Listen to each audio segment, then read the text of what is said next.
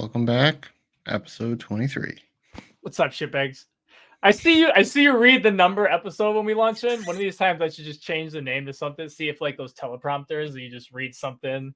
I always look up in the in the left corner there. I have to because I always forget what episode we're actually on. So may try that one of these times. But welcome back, everybody. Thank you so much for tuning in. I mean, it's another full circle moment. I know we talk about each time. It's a year and the double digits and whatever, but everything's still pretty crazy to us. But full circle now that we got our first guest back on. So our first ever guest coming back on the podcast, and we've talked about it every episode. We can't thank him enough. He's the last one of the little sponsor spree that we went on with Taylor, Jobtown, and Jeremy, and we would, just like everybody else, we would not be here if it weren't for him. So it's an honor to have him back on, honor to have him the first time. And I think we got some more great things to try out. We also figured out that he's going to be our benchmark for new questions. So we're switching up the generic questions. We're hitting with some new ones. Spice. A little different questions we come up with. They're probably going to end up being the same thing. I mean, we're not that creative, so it's just reworded. Yeah. But it's very hard coming up with questions. So get your questions in. Yeah, there you go. Perfect. There we go. Just want to say it. Send in your questions whenever you got them. We love to do a little less work and have you guys send them. So I actually do think we got one. Now that I think of it, that reminded me. We do have one today, so we'll have to slip that in for Jeremy. So it's perfect timing. But without further ado, we'll stop blabbing about and we'll bring the man of the hour in here. Jeremy, how's it going? Welcome back. Good to see you. Yeah. Thanks for coming on. It's been a long ride. It's been a full circle moment. So can't thank you enough for everything. I appreciate the invite once again. Absolutely. So like I said, we got I'll let you introduce yourself a little bit in case we got some new listeners or people that are listening for your first time. So why don't you give your little spiel? So Jeremy Sanders, I got 22 years in the fire service in Central Oklahoma.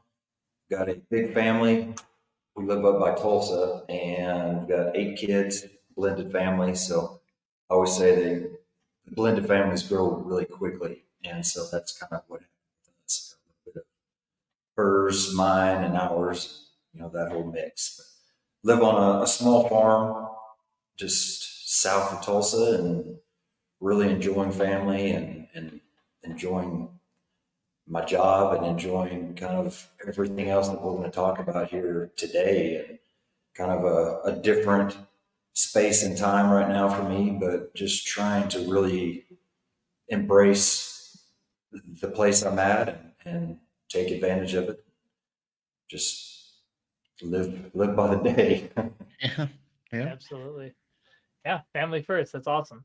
So, again, we'll thank you and probably keep talking about all the time, but thank you so much for coming back on. And like we kind of told you and told everybody, you're kicking off our new questions. So the first generic question that we got for everybody is, where did you discover your passion for training? Well, I almost have to kind of split that up because, 22 years I've had lots of ups and downs as far as, passion goes and engagement goes and things like that. I always say I don't think I've ever just been completely checked out, just really, really off the radar. But there's definitely been some times in my career that, I came in and hoped that I could sleep until I was hungry and eat until I was tired and repeat. And so, that's kind of went back and forth, but the true kind of rebirth of where all of this started, everything, that I'm doing now, and even kind of what led to me meeting you guys and having that relationship with you guys is probably, 6 years ago. I became a station officer, a captain, and I had a driver, which we both came on to this particular crew at the same time. So we were both new to that crew, but a driver named Justin Mann that really, almost like stealthily and secretly, kind of reignited that passionate side of me. he's just got a sneaky way about him that he doesn't do anything that is off-putting or that really kind of pushes people away. He just he just lets you know that there's more out there, that you need to be, doing more because the responsibility we've taken. So, after working a year or so with him, I just I just started getting engaged again, started really being hungry for growth and for bettering myself. Of course, I'm a station officer at that time. And so I also was really starting to learn the responsibility that I had on my shoulders. And, I have the career paths of these people in my hands. And if I'm going to be somebody that just kind of does the bare minimum and just hopes to have a friendly crew, well, that's great, but that's not going to help anybody in the long term. And so I really started to embrace that weight that I had on me and the responsibility to not only better myself, the guys around me, and that's where it started. And so I say, for the most part, everything that I have done the past few years all started about 6 years ago. Okay. Cool. Awesome. Next one that we got. What piece of advice were you given day one that has stuck with you? Mm. So I struggle with these type of questions because, for one, I have a terrible memory, and so that is never a helpful factor in these type of questions. And for two, I just had, when I first came on, I had some great people around me. I really did. That crew that I was on for probably the first 2.5 years of my career, they were doing it right. We were doing a lot of training. They were preparing me for the job and all that. I don't know that there's anything that just stands out that was said to me. I think it was more of a model, approach.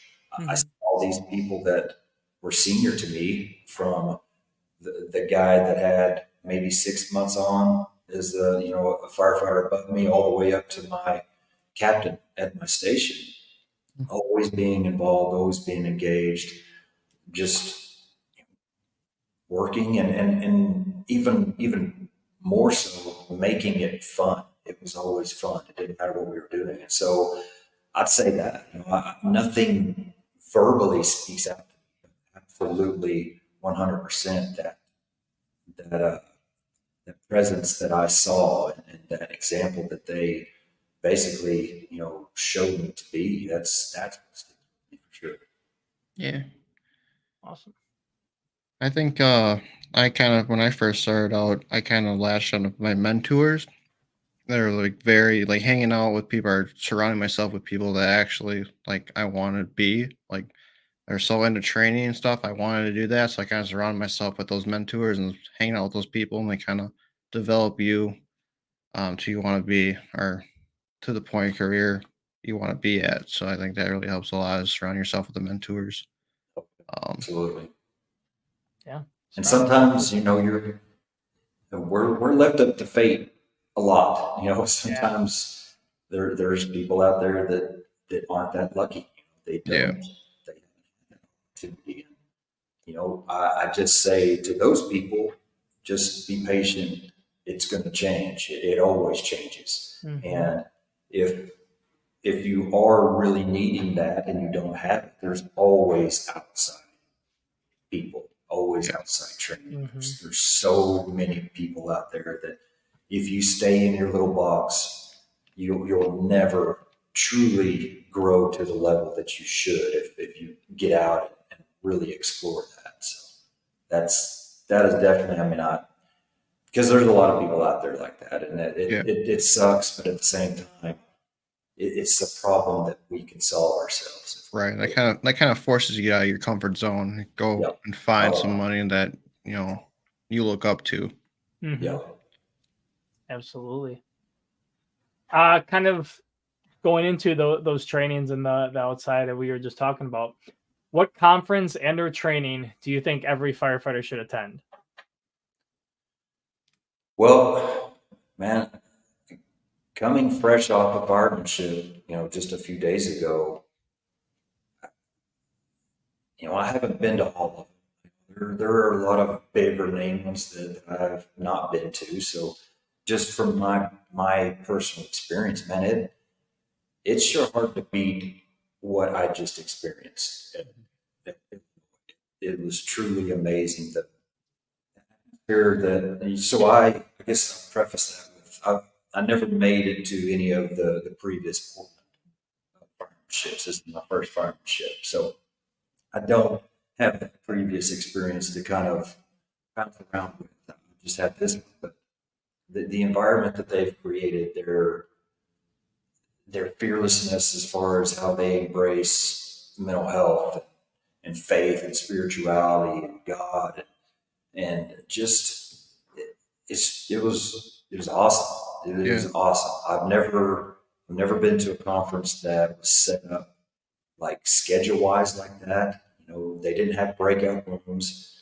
Every lecture for 3 days was in the main auditorium. So everybody that was there, you were with the same people all day. So it almost created kind of a family environment amongst the attendants. And it was really neat that the way they broke the lectures down. So they didn't have 2, 3, 4 hour classes. It was 15 to 30 minutes most of it. So that was a pretty cool, I've not experienced that either. So that was really, really neat. And just the sheer magnitude of the level of instructors and classes as options there is crazy. I have no idea how they pulled it off.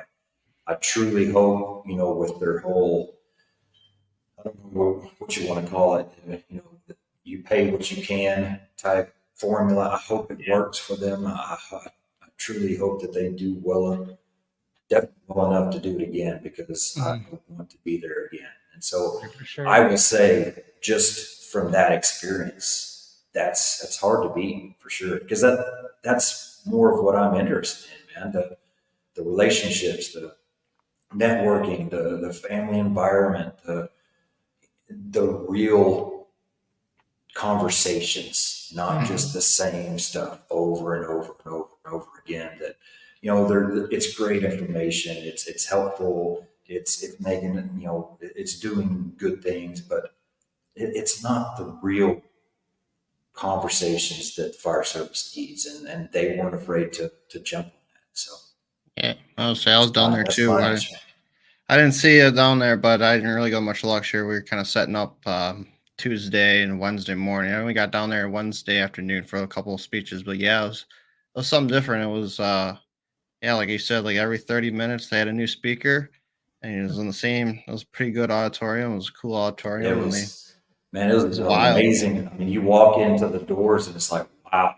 And it was pretty cool That was a little pretty venue cool for sure. location. Yeah. Yeah. And it was like cool because everyone kind of met out in the hallway, and you kind of Yep. networked a bunch of people, and the instructors are down there, so you can kind of talk to everybody. And they got a lot of Yep. venues and stuff. It was cool, Yeah. cool location. And the social Yeah. nights were awesome too. We got a block party, and that's the only one I went to. And no, the 2 block party things that Yep. we went to, but that was cool. It was a good setup. Yeah. It was a cool experience for sure. That's awesome. Hoping to get down there next year. Academy just landed right on it. So had to decide to pick jump jobs at that time apparently. So, but no, Brendan was just telling me about it before, and yeah, I was super excited for it. I think based on what I saw from you guys to the actual conference, talking Brendan, it's up there. It's top there. Oh, We're going yeah. for sure. But awesome. This question you did not get to answer, and we have left it because it has become our favorite. I think we added this one like 3 or 4 episodes in with Chad. After Chad, we asked it a bunch. But why are we here? Why are we here, or why am I here? Why are we here? Take it any way you want. You get no explanation. You take That's it why it's the however best you want it. question. 'Cause That's why everyone we love has it. a rabbit hole. I Uh, love hearing the rabbit holes. I will say, just to answer it broadly, is why are we here? Just kind of generically, because I can't answer for everybody, but I think why we are here is to serve. We are here to help those that need our help. We're here to make an impact in the lives of people that are having a bad day.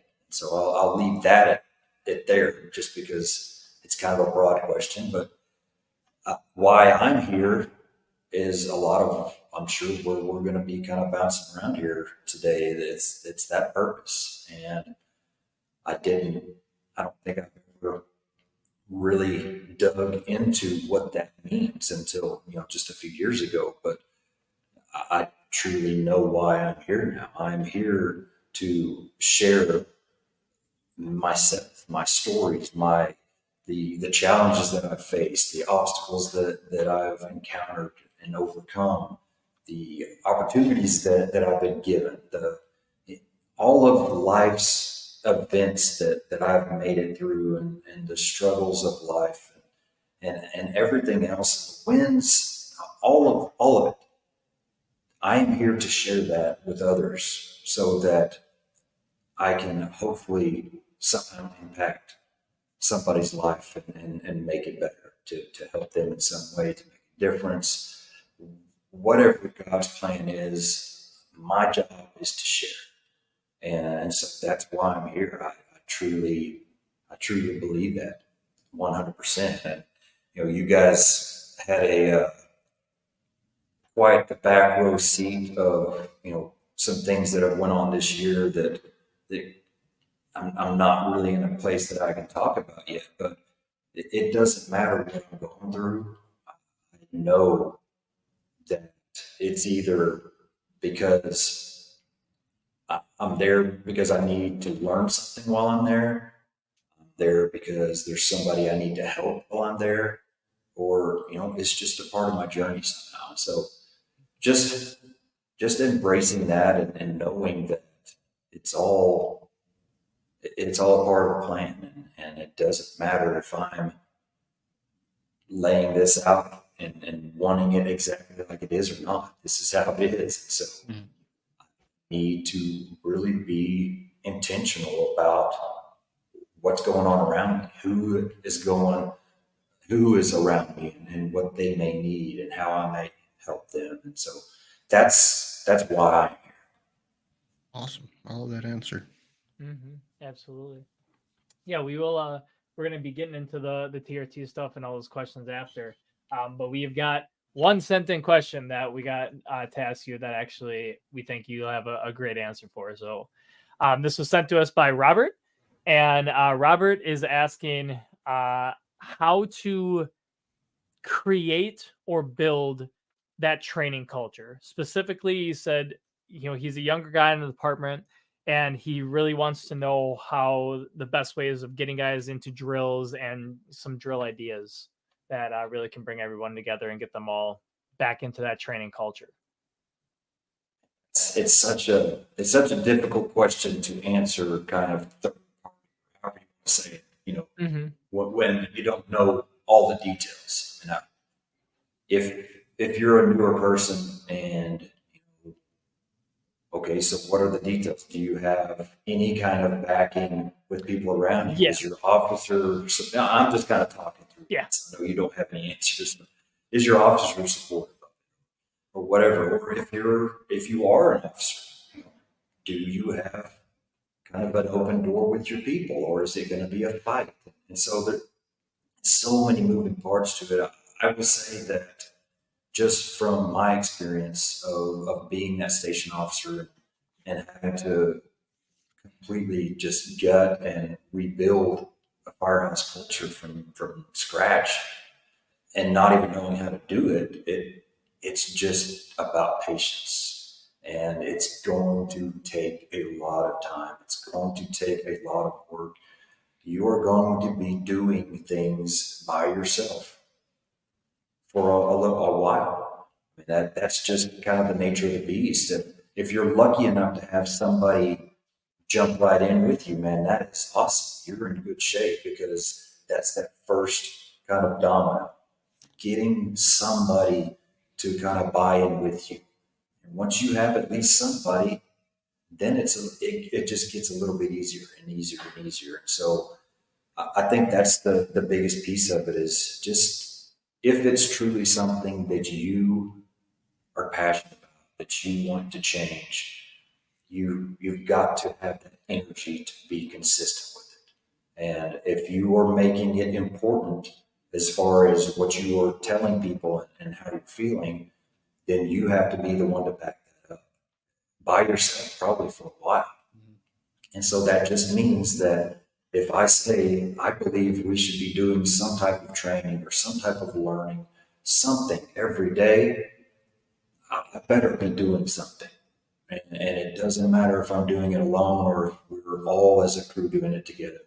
I better back my words up because, you start kind of slipping a little bit and not to say that you can't take a day off. I'm not saying that, but you start stringing those days off together and it undermines everything that you're trying to change. And so that consistency is truly, it's a big deal when it comes to that. So especially for somebody that's newer, you want you want so badly to be involved in a crew like that. Just that environment that it creates is so amazing once you kind of are a part of it. But just understand that you're going to have to kind of really, really work yourself into a system that creates that. And it's going to take some time. Yeah, for sure. As a new guy, or when I first started, kind of to get that training down is kind of doing it myself. I started going down at night, simple as throwing ladders or something, mask up drills, something simple that you catch the eyes of the people on your crew. Then you kind of have buy-in with the other crewmates. And you can say, "Hey, would you like to come down with me and do some training?" Sooner or later, you're gonna have a couple of people, and Yep. that can, like you said, um, you guys can come go together, and people just kind of keep looking at you and say, "Hey, cool, I like what they're doing," and they'll jump in. Yep. But that takes a lot of time and effort, like Oh you yeah. said, and we're still working on that right now in our department. Um, Yeah. Unfortunately, you're gonna have those people are gonna have pushback. Um, don't let those people get in So your head. Still yeah, work your absolutely. ass off, man, because it's worth That every hour, every minute, to be better for you and your community. Yeah, that's probably another piece of it that I definitely don't want to leave out is you will face that. You absolutely will face that in some shape or form. It might just be one guy that, at the end of the day, who gives a crap. Just let him sleep in his recliner and don't even deal with it. Don't let that suck that energy out, take the momentum away from you. Just focus on the ones that you feel like you have impact or influence on. And so that's a big deal. That's something I have because I spend a lot of time trying to what's the trying to kind of I'm going blank here. Just taking these firefighters that at the bottom of the cellar and trying to make a difference, trying to change them and to bring them out of it. And at the end of the day, you're spinning your wheels, and it's just one of those things where focus on the ones you can, the ones that you think you can possibly make a difference. And if those other people kind of come along the way, then great, come Yeah, on. But don't suck all of your energy out trying to get everybody involved. right. And sooner or later, whether it's just out of sheer curiosity or eventually it'll turn into respect, but they will join you.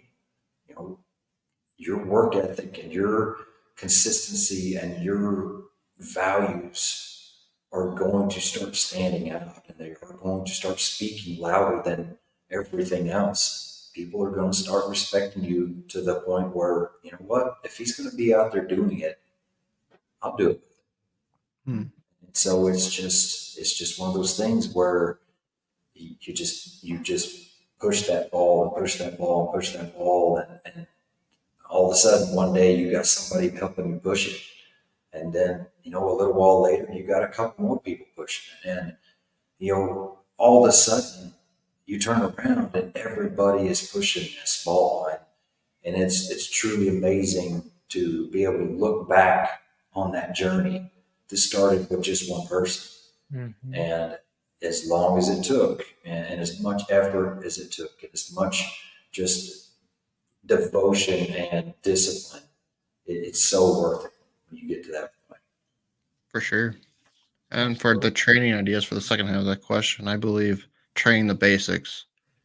Get the basics down to their second nature. That's going to save time on the fire ground. Um, these can be anywhere between just throwing ladders, pick a, Mhm. go outside, throw them against the station. I did that 9 o'clock at night. Just go out there, throw ladders in the station. Our captain really developed goals. So how many feet of ladders you threw, and how many how many feet of line you pulled, Mm-hmm. stuff like that. So it kind of keeps you motivated and kind of shift wars between each shift. But yeah, start at the basics. Mask ups with gloves on, whole Yeah. line. Yeah. I was kind of explaining this on shift the other day to a couple new people. Um, doing truck checks, I pull the truck out, I pull line. You know, that's a training rep. Or fire Mhm. alarms. We should be at the live training. If it's not something you can pull a line, just getting those reps in. Yeah. Um, so They don't have to be Oh, yeah. long like that, especially if you're in a position to create them. Quick hitters, just make them, 20. It depends on your buy-in. If you've already got a decent amount of buy-in, maybe you can start an hour. But if you got zero and you're in charge of coming up with some of those things, that 20, 30 minute mark, to Oh, start off. And you just say, especially if it's just even the selling point, hey, let's go throw ladders for 20 minutes. All right. And then you end up running down some rabbit holes and you're out there for an hour. There you go. yeah. You won. But Oh, yeah. keep those quick hitters and throw them in. And then the more they buy into it, the more they want it, the longer that they'll be willing to do it and want to do it. Yeah. And that's something before you go to the next question, I think is probably important to kind of touch on is just be realistic. mm, You're not going to be able to maintain 4 hours of training every shift. If there are people out there doing it, that's great. But I don't see how that works.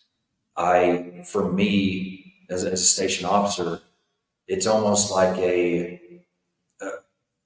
give and take. I expect something out of them. We're going to go do it, but after we do it, after we get everything else is done for the day, I'm leaving them alone. They did their work for the day.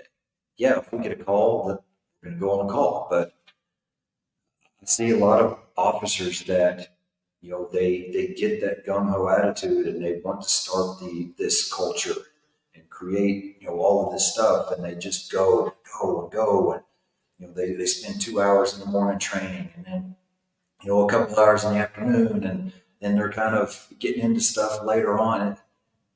It just wears people out, and I would totally understand that. And so it's a give and take. If set a standard of what you feel is right, get it done, knock it out, and give them some benefits, some reward for that. mm, Let them get a little bit of a break.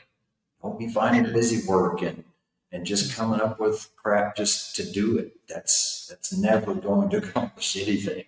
And you're not going to So learn anything that's either. important. No. You Oh, just push your people. I mean, you train for 4 hours. Your attention focus is probably with that first hour.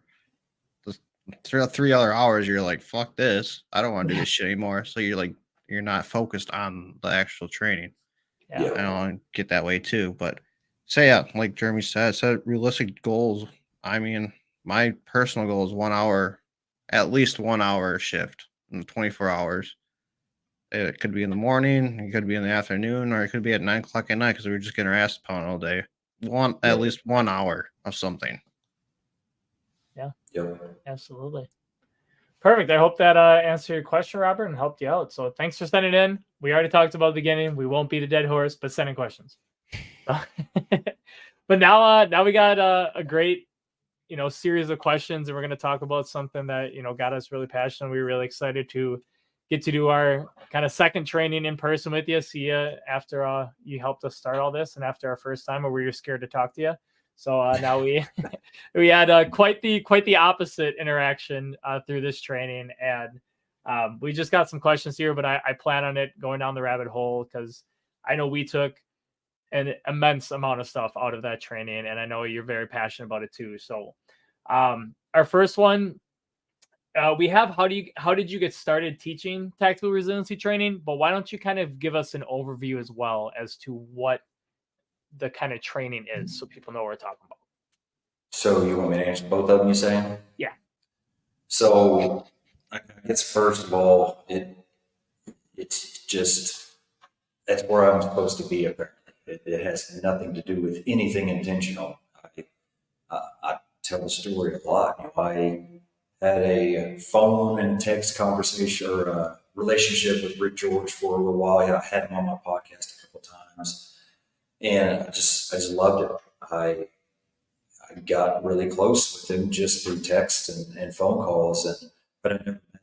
And so February of last year, I was speaking at the North Florida Fire Expo, and he also had his I think it was developing high performance was the name of it. Same class, just I think it's a different name every time we do it.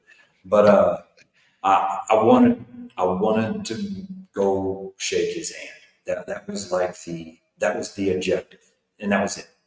I mean, obviously talk to him for a little bit or whatever, but I had no other plans outside of that.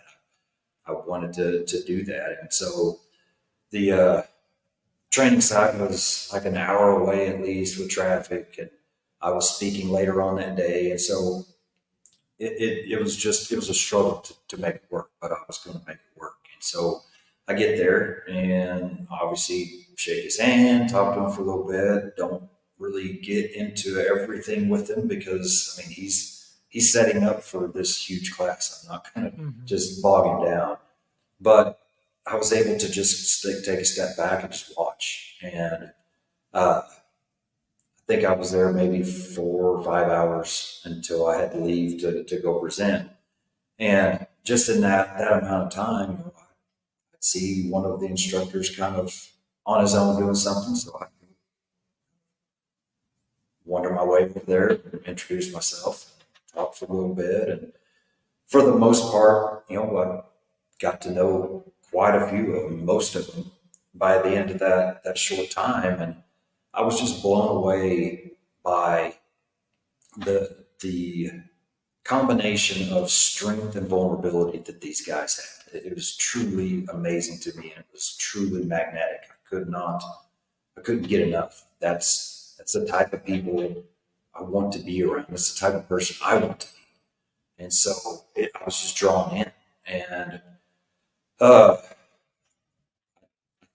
don't even know how. I think a little while later, Rick asked me if I was interested in shadowing for the next class, and I'm like, absolutely, anything. I'll freaking carry your bags at the airport. I don't care.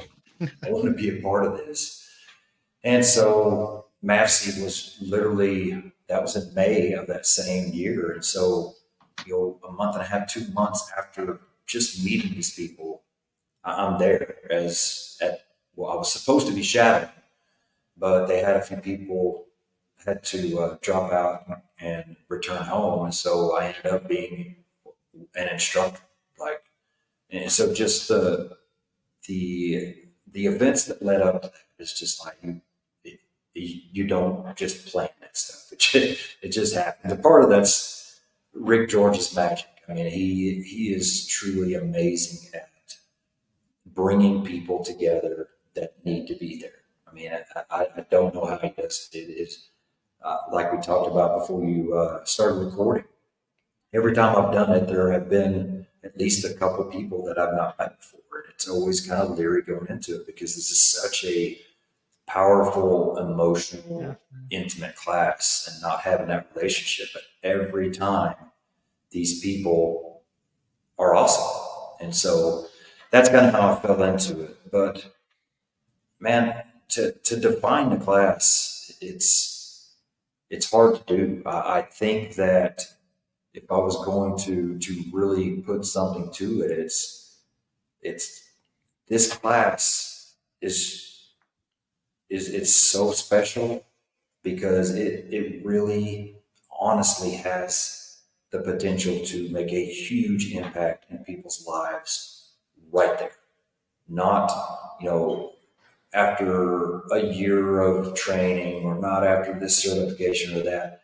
Literally right there on the spot, we have seen huge changes and huge impacts and just complete turnarounds of people within that 24 hours. We're teaching things like mindfulness, meditation, segmenting, uh, talking about rumination and mental rehearsals and things that nobody else in the fire service is talking about this stuff. It truly is something completely different than anything out there. You know, people see that 24-hour thing and they, eventually know that it's about wearing people down.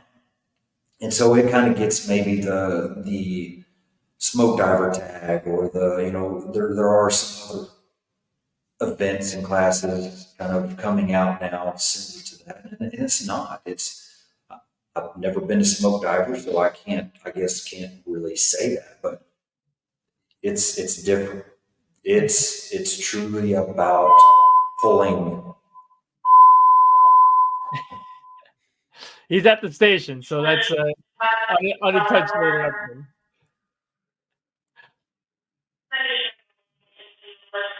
I don't know if you cut that out or what, but yeah, it's nature of the beast. it's going to go back and forth, so I'll just try to. But that's what really draws me into it is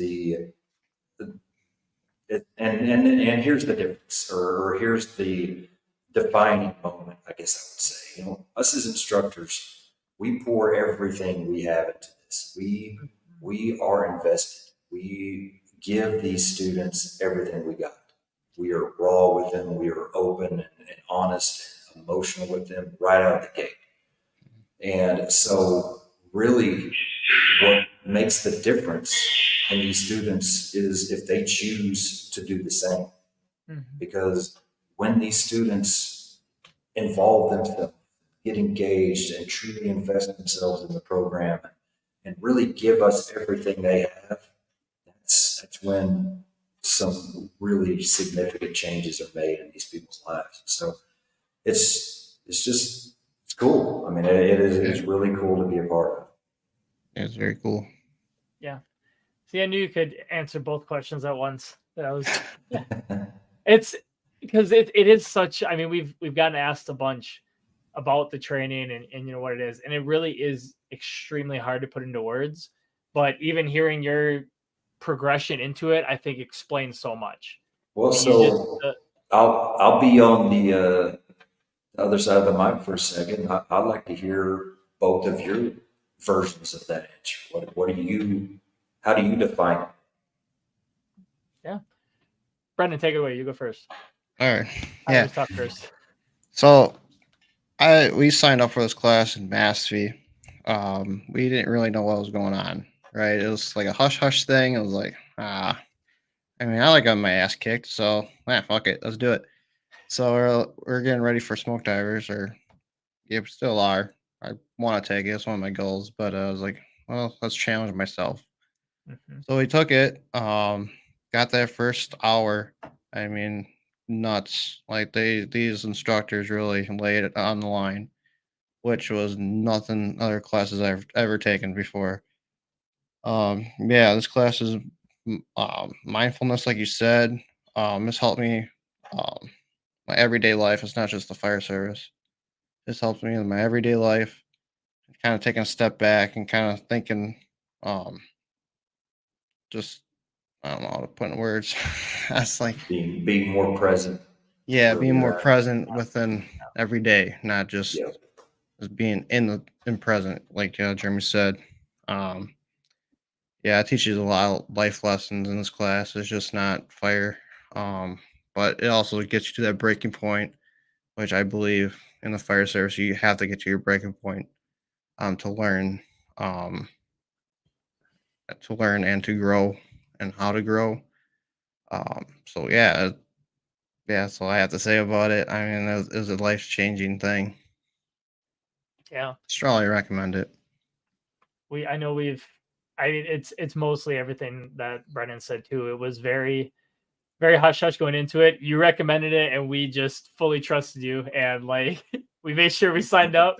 We barely even read the description. We were like, look for the 24-hour course, and we jumped into it. So I know we were trying to get a little hints here and there, because we brought one of our other coworkers along, and he was even more surprised because we didn't tell him anything. He didn't know you. He was just wanting to come to this training with us to be like, hey, we're doing this 24-hour course. He's like, oh, we're gonna be fighting fire all day. It's like, I don't know. I I have no don't clue what we're know. I doing. had no idea. I don't know what to But expect.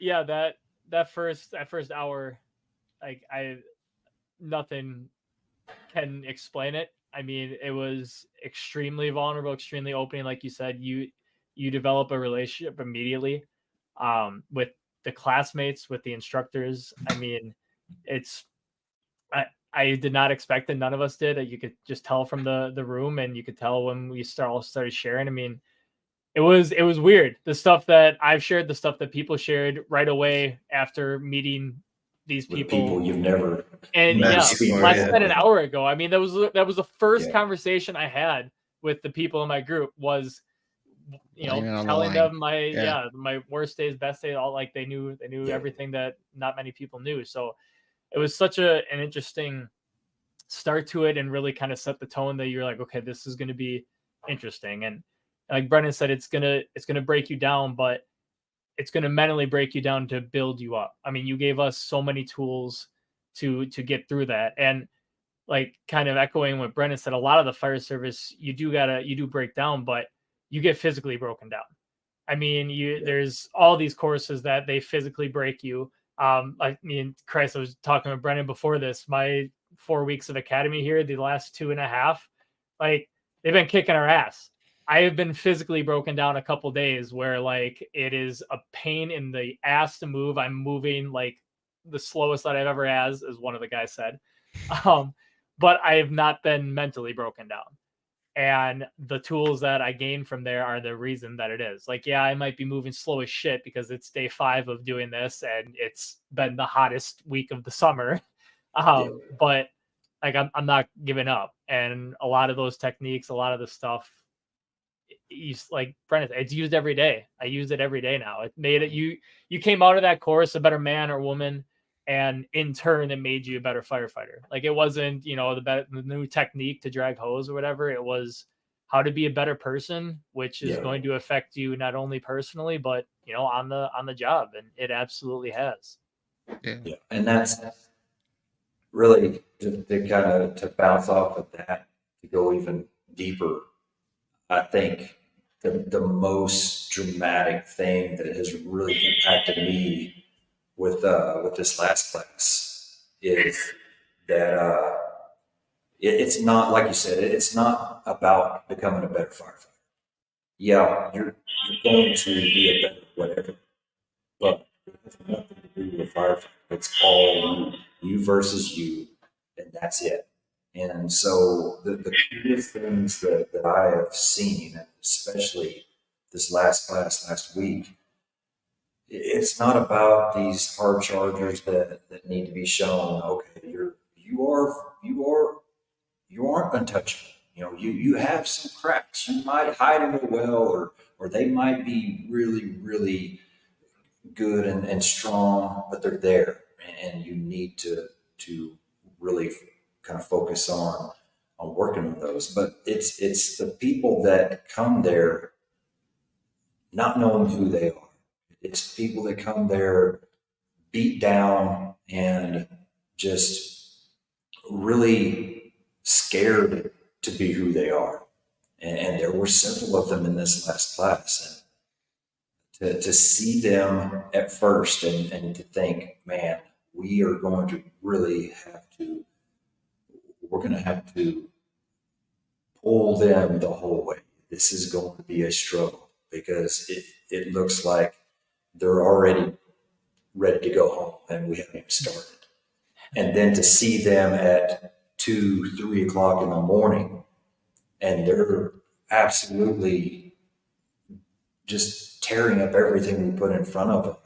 And their confidence is high and they're smiling even though they're exhausted. And, you know, at the end of it, they're telling us that they forgot who they were and they started listening to what everybody else, what others' opinions were, and then just turning their back on the gifts that they had. And this class pulled that out of them, made them realize it. Because, man, I guarantee we've kind of the class structure of it is 10 instructors to 20 students because of how much work we have to do, you know, with the students. And so you've got 10 or 11 counselors and coaches and cheerleaders out there every minute that we're doing something. It's not about beating you down and really kind of breaking you down and building you back up. It has nothing to do with it.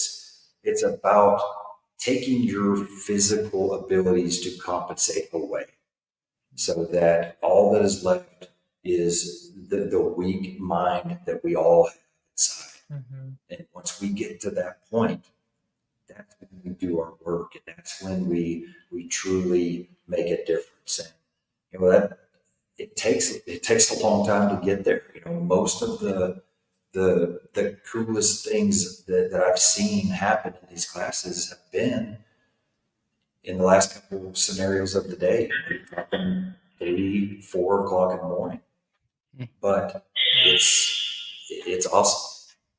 Yeah, absolutely. I can't explain it either, like, because we've been asked this question a lot. So I'm hoping that you can take this, because I know we tell everybody that they need to do this, but then they ask why, and we do exactly what we said. We're poorly explain it, but why should every firefighter take a TRT course? Well, I think that, you know, a lot of what I've said is why. I think that we all are dealing with our own stuff. We all have things that we have either suppressed, we have shoved down, we have ignored, we have acted like that's no big deal. You know, we're scared of what others may think. We're scared of how it can affect our job. Fear and everything else involved in it, it just compounds all of this stuff. And so if you look at, you know, we already talked, this is different than anything out there. So if you look at the classes that are being offered, I mean, you have tactics classes, you've got leadership classes, you've got culture classes and on and on. But there aren't classes that truly show you how to deal with, you know, this is the original name of it when Rick started, is that the enemy inside, the monster inside of us, that, like he always says, that 6 inches of real estate between your ears is the most difficult battles that you're going to fight. And we don't have the tools to do it. We just don't. Nobody wants to talk about it. Nobody wants to spend the time on it. You know, if these classes are offered or when these type of conversations are published in articles, they're not the sexy stuff that gets all the attention or the attendance. These just don't, they're not the front page headlines. But if you truly saw what it is doing and what it has done with the people that have been in it, you would understand very quickly that we all need this. We all need this. And, I mean, speaking for somebody that has, been there as an instructor several times. Every time I go through it, even as an instructor, it is so impactful to me. I learn things from the other instructors. I learn things from the students. I've been inspired by some of the students, and so it's something that, yeah, it's hard to describe. And yeah, the class description, it probably needs to be updated a little bit. I mean, not like we want to give everything away, We didn't but bring our wubbies. Nobody brought their maybe wubbies. So somebody did this time. A couple people brought me. So, but it's it's special. That's all I can say. I don't know how to truly say it any other way. That the absolutely. people that are there instructing, it's a special environment. It's a special class. You just got to take it to find out. Yeah, if you see it, take it. 'Cause Yeah. it'll truly change your life. So Yeah, absolutely. Well, that wraps up the time that we got for all the kind of specific questions that we got, but we still have the last two, the most favorite for everyone. So we've got our question from our previous guest, which was David from Johnstown Graphics. And we're kind of switching gears a little bit to a little bit more recruitment side instead of the training side. David's on volunteer department. He gave us some really kind of cool ideas and a lot of old school ideas that work as to how to bring new members on. But he has this for career, volunteer, whatever. What are you doing to get new members? I think the big, well, first of all, I'm not doing anything because I am not involved in any of it. So I'll just clarify that. Yeah. I will answer this question from the perspective of what I feel is important. If that kind of hopefully makes a little bit clearer. I think that people need role models and need mentors, and they need to be reminded of the mission that they are signing up for. I just feel like a lot of those things are being forgotten. We struggle to get people at all. And so when we do get quality applicants and good, solid firefighters, well, what are we doing with them when they're on shift? Or are we putting them with a bunch of people that don't give a crap and are checked out and just kind of take every bit of passion and drive out of them right away? Or are we sticking them with some people that are really going to nurture that passion and really start to embrace everything that they need to learn and build on? So I think that's really important. It's just, even, I do some stuff, very little, just because of time that I have, but I volunteer at home as well. And I've always been amazed at, these people have full-time jobs. They have families that they are leaving to come do this and to train. I have so much respect for them. And I always wonder, how can you do something, or how can you bring more people in? How can you make it something that people want to be a part of? And I think that's it. You've got to really push that mission and make sure that people know that this is about more than just you. It's about something that is bigger than all of us. Going back to some of your first questions, being able to serve, especially in a volunteer department where you live in these communities, and more times than not, you know a lot of these people that you're serving, and to be able to serve them, it's such a tremendous opportunity. And I think that's what really where that focus needs to be on. What we need to draw them in is that mission and the purpose behind it, and how we can keep them is making sure they have great role models and a great environment to come into. I think those are two or three big things. okay. Awesome. I love that. Yeah. Very, very on the nail. Now is your turn. So you already asked us a question, but that doesn't count. That doesn't count as this one. So you got we got to have you come up with a question for our next guest. And you want to talk about mental resiliency? I mean, our next guest is going to be Corey from Appleton, Wisconsin Fire Department. I went to medic school with Corey. He's a military guy and then turned firefighter. But last year, believe it, yeah, it would have been last year. He broke the world record for the ruck. I forgot exactly the distance, but he crushed the time, the previous record. And I'd been following him as there. He raised a lot of money while he was doing it. Takes a lot of training to do something like that. And I mean, he's just a great guy, and we can't wait to have him on. So, you know, what question do you have for him that you think he'd have a good answer for? Well, I think that something that I'm interested in hearing from any and everybody is how do you or how will you use your story and your experiences to, pursue a purpose or to make an impact in other people's lives. And so, especially you talking about somebody that has done some pretty serious, and intense stuff. And so there's a story there. There's got to be a story there. And so how are you doing that, or how do you plan on using that story and the rest of your journey to make an impact in the lives of others? I like it. That's awesome. You should send in questions, because that's much better. I'm good at it. That's much better than anything that we came up with. No, that's awesome. But I'm excited to hear Corey. Have Corey back on. Have Corey on the podcast. But great, he'll have a great answer for that, like always. But yeah, that wraps up all of our questions. So, we got a little bit more time. If there's anything else that you feel that we didn't touch on, either with the TRT or crew first, anything, any trainings, anything that you would like to shout out for this little time. No, of course it's perfect time. That's all right.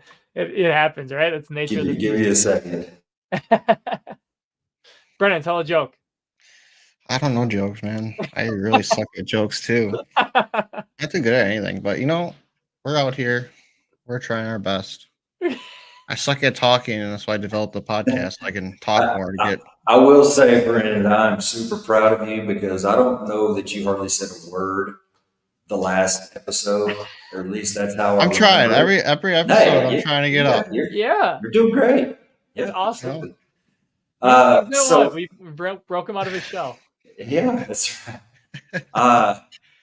If anybody has any questions or anything that they want to talk about, I have taken a little bit of a step back from kind of some social media stuff and podcasts. Actually, honestly, I recorded something on my way to work this morning, just because I want to get back into it. And I felt like it was my first time all over again. It was awful. So I don't even know if I want to put it out. But, I am kind of stepping a little bit back out of that, kind of from the spotlight, whatever you want to call it. But I am here. I'm not going anywhere.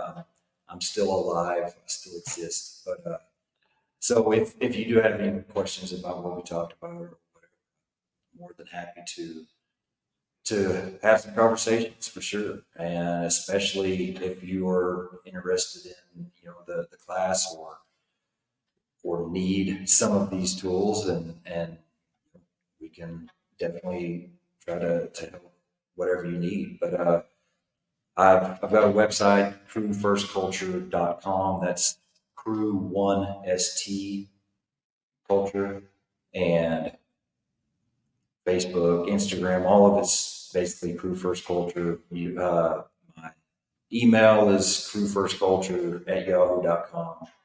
And so you can get my contact information from any of those, or direct message, or anything. So more than happy to do what I can, and I'm thankful for this opportunity. Honestly, I think this is the first time I've done a podcast, whether it's my own or somebody else's, probably 6-7 months. So I've enjoyed it. I'm very thankful for you guys to invite me back and just continue to keep doing great things, man. I'm proud of you guys.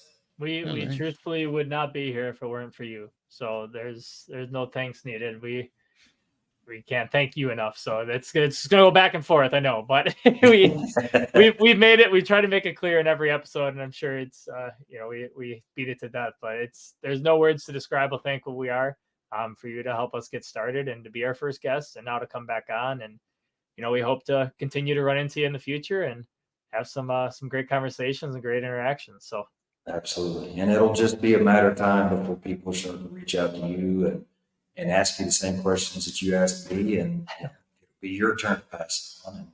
And that's the awesome thing, right? You're just continuing that and just kind of growing that almost family tree out wider and wider and wider. So Sure. it's good stuff.